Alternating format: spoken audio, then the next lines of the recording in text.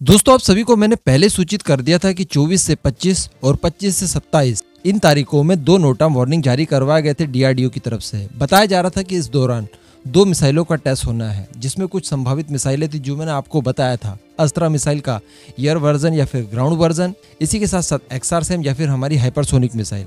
इन मिसाइलों में से किन्हीं दो मिसाइलों का परीक्षण इस दौरान किया जाना था। लेकिन आप जानते हैं कि भारत बहुत जिम्मेदार देश है, यानी इतना ज़्यादा जिम्मेदार है कि चाइना अगर बोले, पाकिस्तान बोले, रशिया बोले या फिर ईरान के आतंकी बोले, सीरिया वाले आतंकी बोले कि हमसे हमारी जिम्मेदारी निभाई नहीं जा रही है, तो क्या आप हमारी जिम्मेदारी निभा देंगे? तो भारत उसमें भी एग्री कर जाए। इतनी ज़्यादा जिम्मेदारी निभाता है भारत।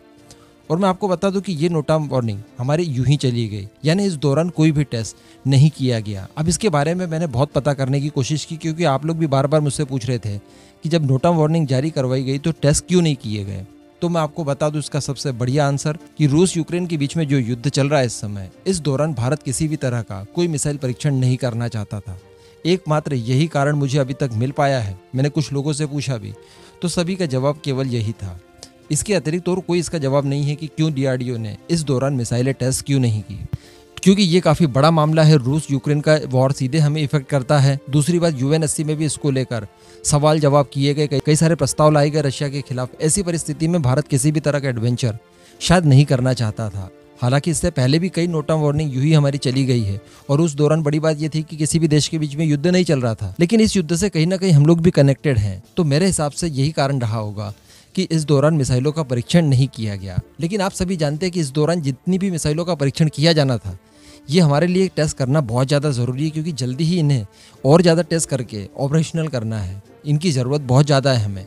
इसी वजह से डीआरडीओ ने अब एक नई नोटा वार्निंग जारी करवाई है, नई डेट के साथ, लेकिन रेंज यहाँ पर और बढ़ा दी है। मैं आपको बता दूं कि जो पहले 24 से 25 तारीख के बीच में नोटा वार्निंग जारी करवाई थी, जिसके अंतर्गत बताया जा रहा था कि हम लोग अस्त्रा मार्क 2 का या तो एयर वर्जन टेस्ट करेंगे या फिर उसे एयर डिफेंस सिस्टम के तौर पर ग्राउंड से टेस्ट करेंगे।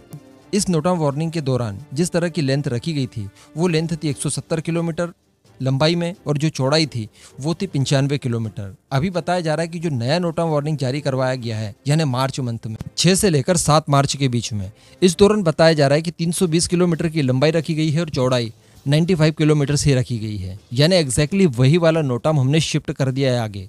तो कहा जा सकता है कि 6 मार्च से लेकर 7 मार्च के दौरान हम लोग डेफिनेटली अस्त्रा मिसाइल का कोई परीक्षण आयोजित करने वाले हैं। फिर हो सकता है इसको एयर से लॉन्च करें, जिसके लिए इस्तेमाल करेंगे SU-30 MKI, या फिर इसे किसी वर्टिकल लॉन्चर से ग्राउंड से ही लॉन्च करेंगे, जिस तरह से अस्त्रा मार्क 1 का किया गया था VLSR स्वयं के तौर पर। अभी आप देखिए कि जिस तरह का नोटा वार्निंग पहले जारी किया गया था, जो कैंसिल हो गया, और अभी जो नया जारी किया गया है, इन दोनों का स्ट्रक्चर एकदम सेम है, केवल डेट को पोस्टपोन कर दिया गया है। तो कहीं ना कहीं इस बात की पुष्टि अवश्य हो जाती है कि इस दौरान टेस्ट न करने का सबसे बड़ा कारण रशिया और यूक्रेन के बीच में युद्ध ही है। हो सकता है कि आने वाले समय में 6-7 तारीख के बाद भी कोई नया नोटा वार्निंग जारी करवाया जाए, जिस दौरान हम लोग हमारे एक्सआरसैम का या फिर हाइपरसोनिक मिसाइल का परीक्षण करने वाले हैं। क्योंकि मैं आपको बता दूं कि डिफेंस मिनिस्टर राजनाथ सिंह जी की तरफ से पहले ही बता दिया गया था कि 2022 के शुरुआत से ही हम लोग हाइपरसोनिक मिसाइलों के ऊपर काम करना तेजी से शुरू कर देंगे, जिस दौरान कई सारे इनके टेस्ट भी किए जाएंगे। तो सबसे ज़्यादा प्रायोरिटी इस समय भारत भी air to air missile, defence system और साथ ही साथ हाइपरसोनिक मिसाइलों को दे रहा है।